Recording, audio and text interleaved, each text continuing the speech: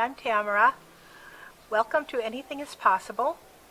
I live at Lake Chapala in Jalisco, Mexico, and this time I wanted to talk about the public health care system that's available here in Mexico and Jalisco specifically. The national health care and welfare programs here in Mexico are really superb, I have to say. When I first moved here, I just sort of took for granted that I'd be covered by public health care, and it turns out it's not quite that easy, and I didn't really do any legwork until recently when a friend of mine had a heart attack, and she was rushed to the local private hospital, treated there, and stabilized, but unfortunately she needed heart surgery, and it turns out that she was covered by Medicare, but Medicare kind of pulled the plug on the expenses, and so she decided that someone was helping her, and they said she could get help from the public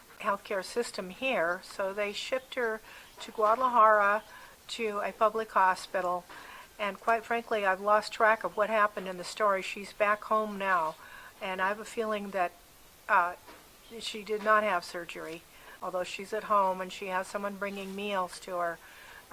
The whole thing was a real wake-up call to me. Just getting an ambulance to her was really quite a fiasco. Cruz Roja is kind of well known for being slow on the uptake in terms of getting to people, and finally called the local hospital, and they had an ambulance that came and picked her up and took her to her, but it was the most expensive hospital in the area. So I'm not sure what happened with Medicare, but it seemed like there was some sort of miscommunication converting Mexican pesos to dollars, and she apparently said she hit her limit on what she was allowed to charge with Medicare, and quite frankly, I don't think that's possible, because even if you spent a month in a hospital here, you probably wouldn't hit the Medicare limit. So hopefully she'll be able to get that ironed out. So as I was editing, I realized that I forgot to say a couple of things. So here we are, next day.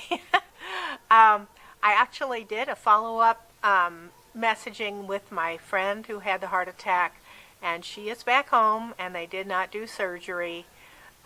She really doesn't want to do open heart surgery because it just takes like a year to recover, and she still hasn't gotten things ironed out with Medicare.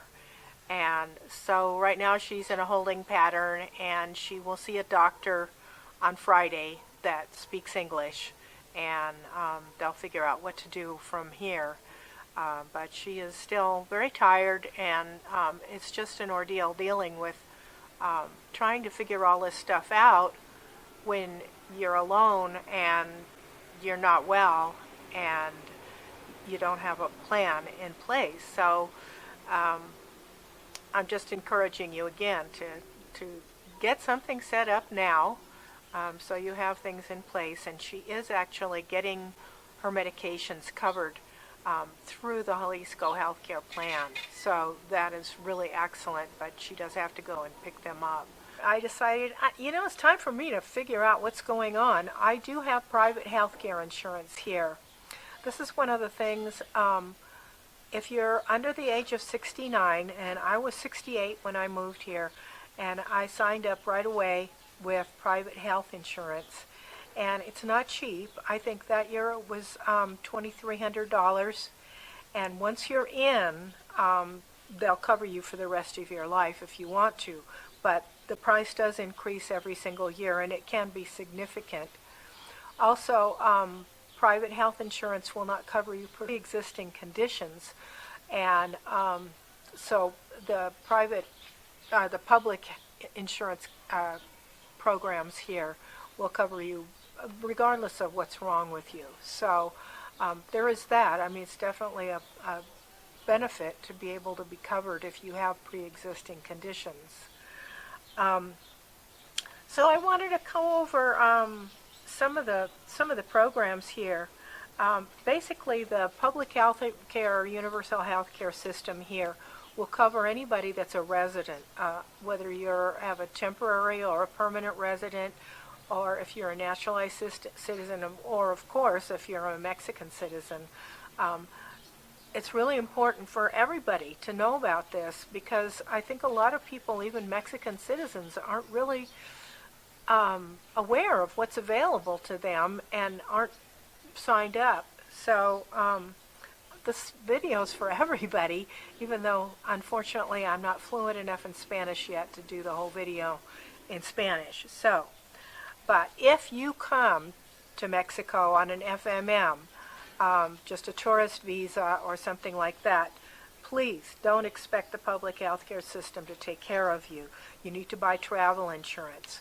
But for everybody else that is actually living here and has a temporal or permanente visa, or if you're naturalized or you're a Mexican citizen.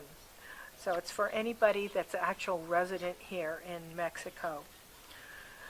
So if you're walking around town and you see these big blocky buildings that they're usually like blue and white here, they have different insignias on the side, and so I'm going to go over a few of those so you're aware of what they are, even though it's not designed for us to use. But one is called DIF, or SNDIF, or the National System for Integral Family Development.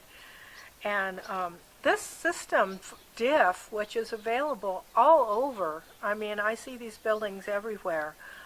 It was founded in 1977 by the First Lady, Carmen Romano, the wife of the president at that time, Jose Lopez Portillo. And it's still to this day is administered by a woman. Generally it's the First Lady, but she can also designate another woman to administer this program. And it truly is an all-encompassing program for families. It's just an amazing program.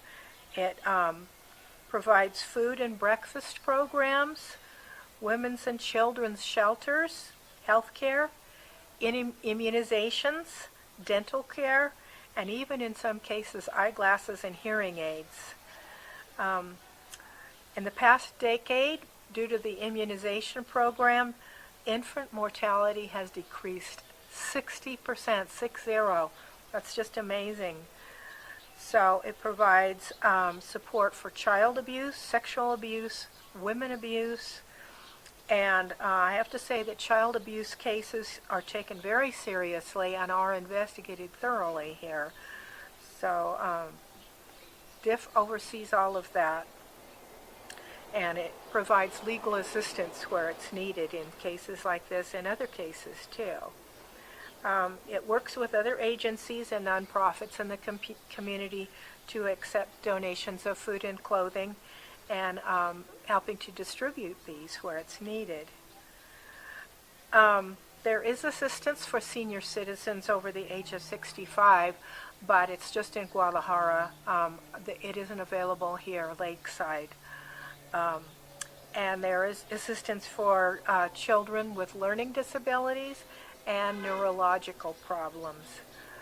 So it also provides recreational programs for children through social action centers, children's centers, daycare centers, shelter homes, and other locations. So DIF is just a huge, wonderful program that aims to really help people, families with children, and to some extent to senior citizens.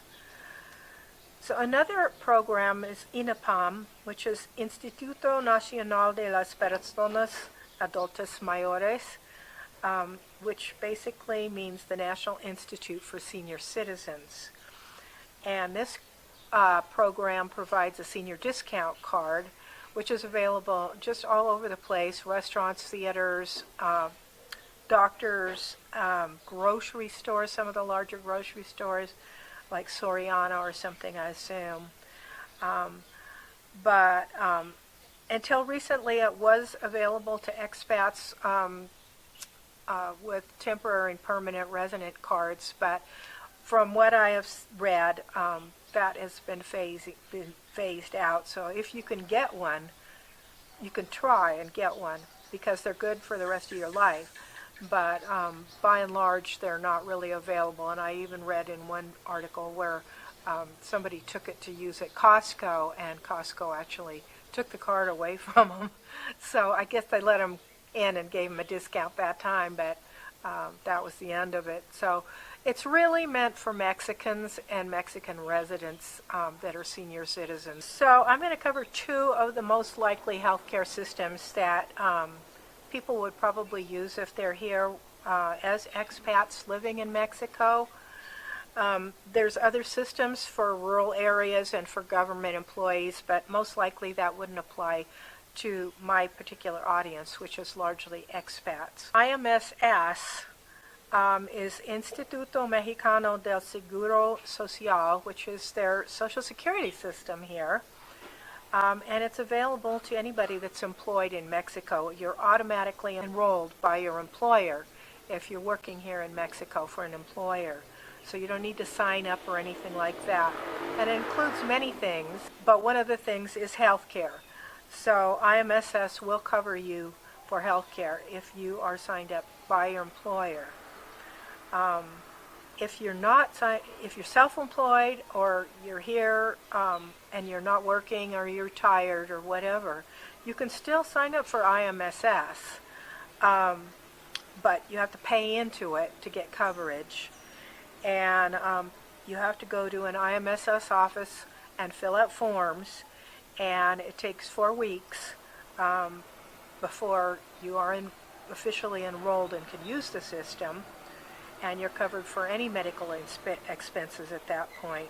Some conditions require a longer waiting period, and I don't know what that is, but anyway, surgeries require a 1-year enrollment, so it's good if you want to use this system to sign up now, because you never know when you might need surgery, and you won't be able to be covered for 1 year. So just go ahead and get that started if you want to.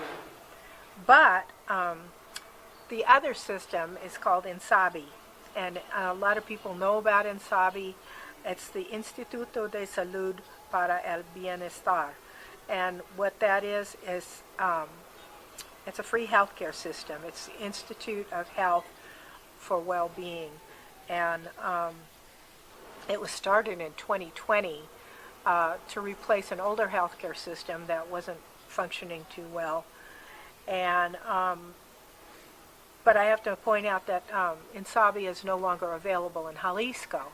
So if you live in other parts of Mexico, and you can be covered by that, but no registration is required. As long you need to have your CURP and your visa, and I presume also a proof of temporal or permanent residency. And if you go to a facility, then you just have those things on hand, and they will see you and treat you. Basically, any resident of Mexico is covered for this. Again, not FMM. This is just actual legal residents of Mexico. In Jalisco, our governor, Enrique Alfaro, didn't accept the Insabi system. He thought it wasn't good enough, and he knew he could do better. So now we have a system that's called Siguro Salud Jalisco, which Seguro Salud basically means health insurance. So it's their own health insurance program here in the state of Jalisco. He's instituted the program in February, and it's available now if you want to sign up for it. And it does far exceed what Insabi covers. He's going to add more new healthcare centers and hospitals and just a whole lot of other improvements. And he promised that the whole system would be completed by the end of 2024. However, as some of you probably know, because of term limits of 6 years, he timed out. And so we recently had an election here in Jalisco, and we elected a new governor who will take over in September next month. And his name is Pablo Limas, and they happen to both be ran both under the same political party, a left of center party. So I expect a lot of the policies that were under Alfaro will be continued by Lemus, and so there'll be some continuity there. But during his campaign, Lemus promised that the Jalisco healthcare system will definitely continue to be improved. He wants to have an emphasis on vulnerable groups, including treating children with autism and cancer, healthcare for senior citizens, maternal health, and care for victims of sexual violence. He wants to strengthen the relationship with universities, which will ensure specialized training for our public health care system, and also improving the technology, which will help to measure and improve individual health and also the effectiveness of the whole system.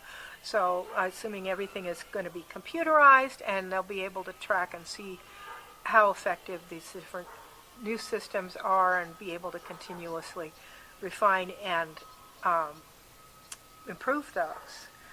So you can sign up for the Jalisco health insurance program online, although I did have a friend of mine try to do that, and she ran into a little snag. So she ended up going to one of the Centro de Saluds, which basically means health center, and they have them in every town.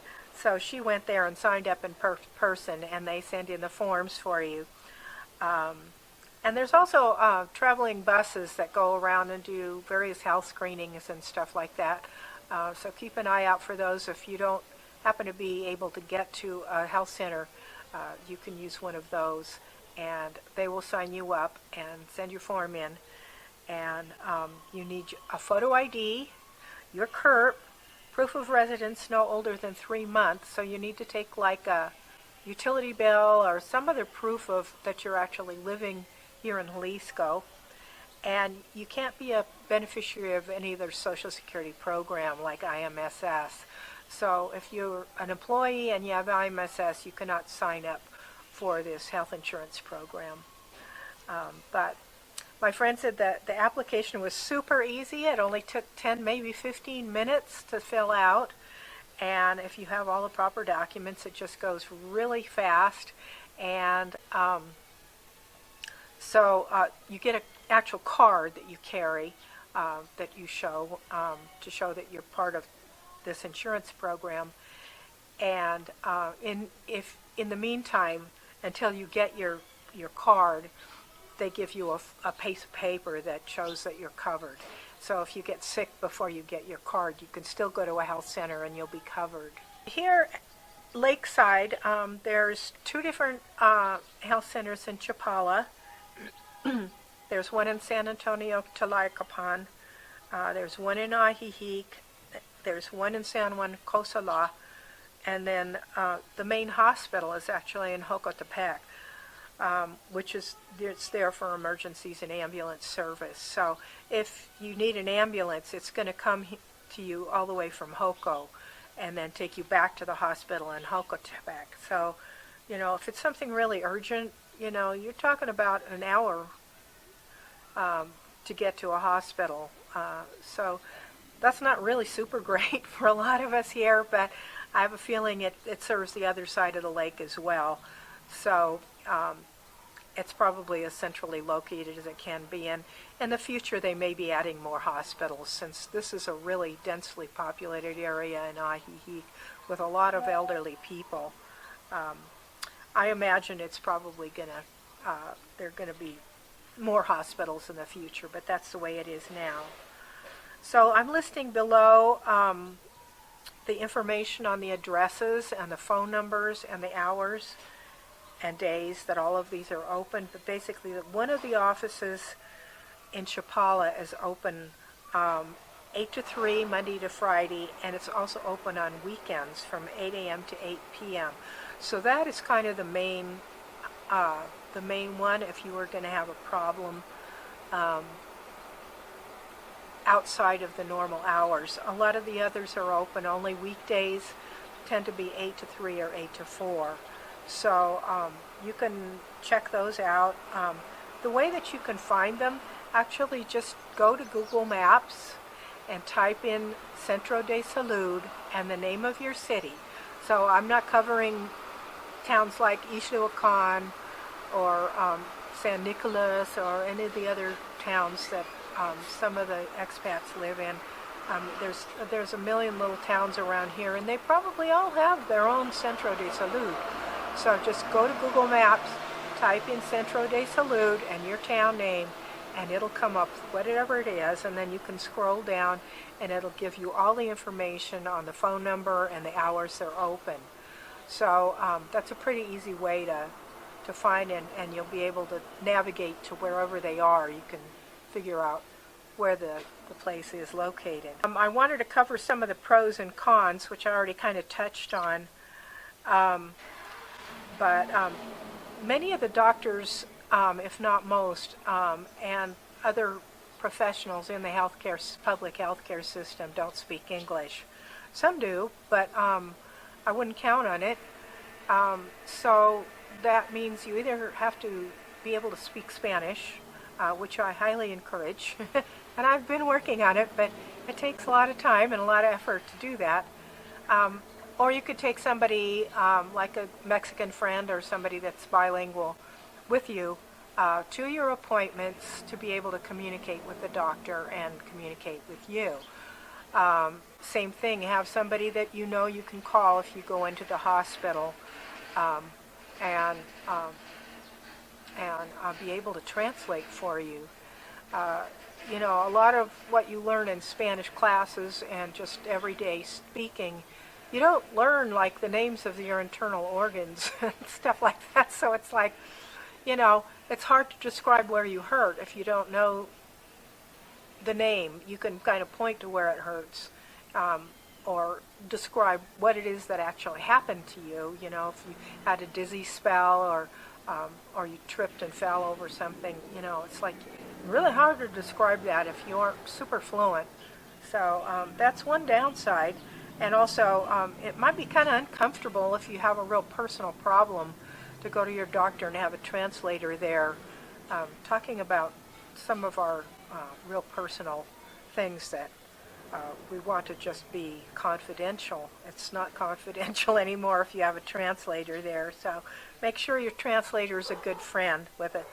That's not going to spread around all of your healthcare problems to all your friends. So. Public health care is in many cases free. There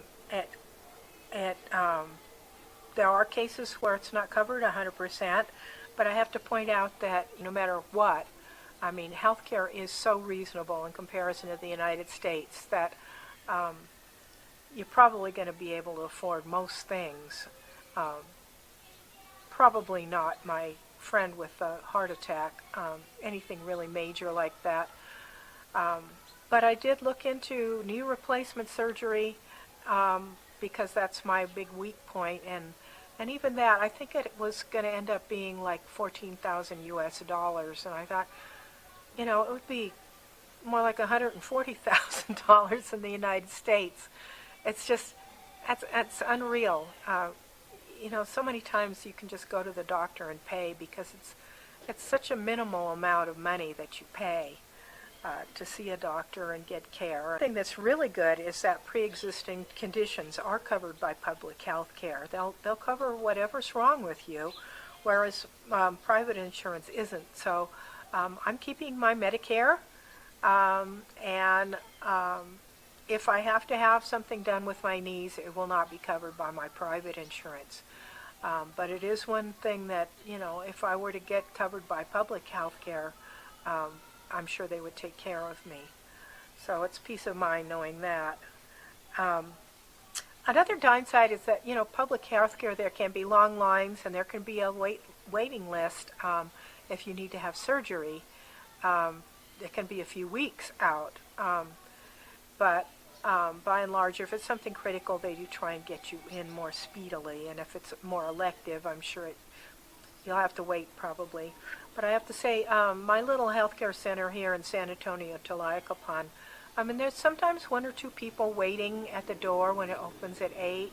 I walk my dog by there frequently, and I'm sure if people have been sick overnight or have, some follow-up visit, they need to go see somebody, they get there, first thing in the morning.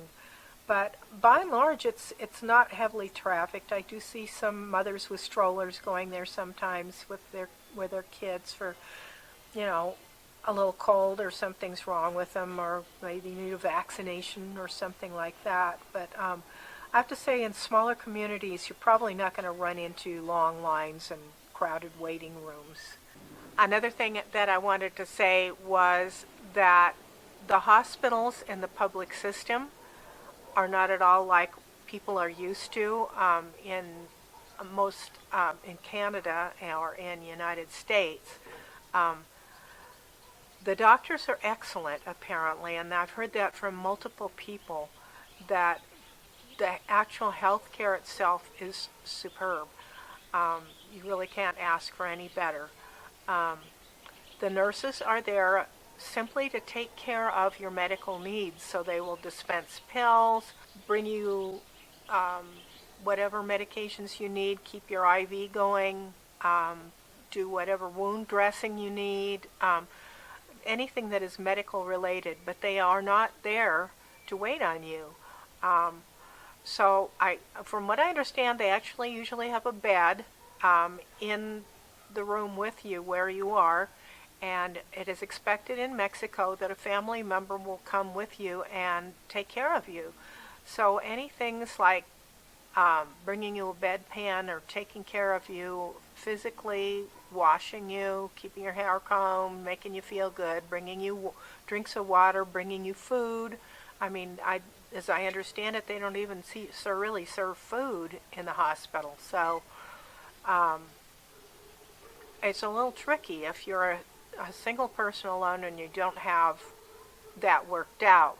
So if you do sign up for this plan, I would encourage you, if you have a gardener or a housekeeper or other Mexican friends that you know, actually I think this would be a great business for someone, especially if someone that knows some English, a Mexican person, because there's a lot of us gringos here.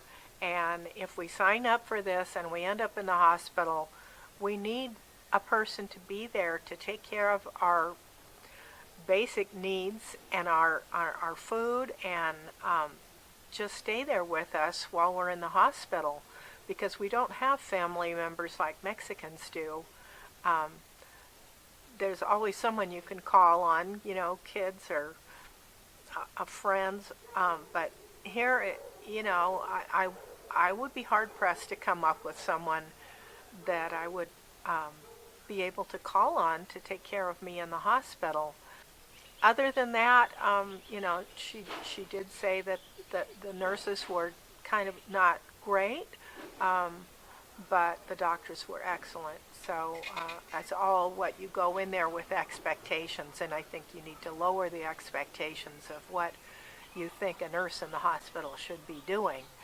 The services through the Seguro Salud de Jalisco include doctor consultations at the health center, screening for cardiometabolic diseases, health care for adolescents and infants, reproductive health care, prenatal, pregnancy, and postnatal care, screening for breast cancer and cervical cancer if it's provided at your facility. This isn't available at every health center, but you can find out if that's available at yours. Probably the one in Chapala would have that. They provide vaccinations. They have specialty consultation with hospitals and institutes, so if they need to get input from specialists, then they could go to there. And then detection and prevention of many diseases such as diabetes, high blood pressure, etc. There's family planning services, and there's even oral and dental health care at some facilities, not all. So you can even get dental care, and they have free medicines. That was one thing that really surprised me as my friend went into the one here in San Antonio, Tlayacapan, and she says there's actually a little pharmacy in the building. So for common drugs that need to be dispensed right away, you can just pick it up on your way out, and it's all free. So it's pretty impressive. Anyway, if you want a complete listing of all of the services available through this program, there is a PDF that you can download from the Seguro Salud website, and it's here, and then I'll link it below, so you can go directly there, and you have to navigate to it. But there is a PDF you can download in it, and it talks about all of the services that are provided. Possibly not at every single health center, but you can find out. If nothing else, they will be in Guadalajara, so you could get a driver to take you there. So most things are covered, including diagnosis, treatment, surgery, and rehabilitation of injuries, dislocations, fractures, and congenital problems, or of course, obviously, other chronic diseases and illnesses. Vaccines are available, and my friend found out that in October, seasonal flu vaccines will be available. So if you need to get a flu vaccine, you could just go to Centro Salud and get your flu vaccine. And I asked her to find out about COVID, and that was a little bit more, well, we might have them in December. So they don't have them now, and I do know a man that, a couple of months ago, he got COVID here. So it is going around, and I see some people wearing masks. And he was sick, really sick, for 2 or 3 weeks. So I would like to get a booster myself, but it's not really available right now. So we have to wait until December to see. With the public, now if you go to see a private doctor, you probably can get a COVID vaccine. If you have more questions and you just want to call somebody, the program in Jalisco is 333-823-3220. I'm putting that on the screen, and I'll have it down below, and you can call them. But probably the easiest way is just to go into your local Centro de Salud and talk to somebody, and get signed up and see a doctor and start getting taken care of yourself. It's there. It's free for everybody. And it's just a fantastic program. It's just so wonderful to find out that this is I come from the United States. Now, a lot of you come from Canada, and Canada has a public health care system. But this system is really good, and the governor seems, really, really committed to working on this and improving it and making it the best it can be. So, I wanted to point out, too, that if you travel outside of Jalisco, you'll still be using the Insabi system, because this is only the Jalisco system. It's our governor, came up with this separate card that you apply for and you get it, and it did not sign up for Insabi. We don't have Insabi here. But if you go to Michoacan or any other state, you'll need to just use the Insabi system, which is fine. You just make sure you have your CURP and your visa and your resident card, and you can walk into Centro de Salud and get taken care of. So in most cases when you're traveling, it probably wouldn't be anything really major, and that you would get treated, and then you can return home and use the healthcare system for any further stuff. So anyway, I hope that really helps you. It's all the information you need. There's obviously a lot more information you can get on the website, more information if you walk into a Centro de Salud and talk to somebody. But it's just an amazing, amazing program, and I'm just so happy to be here where we can get health care for everybody. And I hope that Mexicans are able to understand this video and sign up as well, because I know an awful lot of people that they're either self-employed or, housekeepers and that sort of thing, gardeners, they aren't employed officially, and so they aren't part of IMSS, and they need to get signed up with this so that they can take care of themselves and their family. And I hope that somehow this message gets translated to them as well.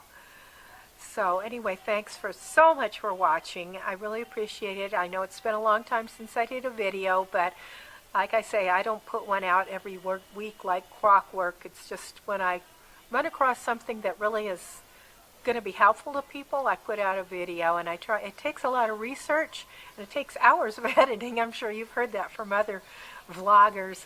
But anyway, if you liked it, give it a thumbs up. Please subscribe to my channel and hit the notification bell so you get notified when I do put out another video. And share it with any friends. I mean, for crying out loud, it's like this is available to anybody that lives here, and get the word out that you can use this system. And it's a wonderful way to take care of yourself and not worry about it, or run into an emergency and not have anywhere else to turn and not know what to do. So get signed up, get your card, and you'll be all good to go. So thanks for watching, and I'll see you in the next video. Bye-bye.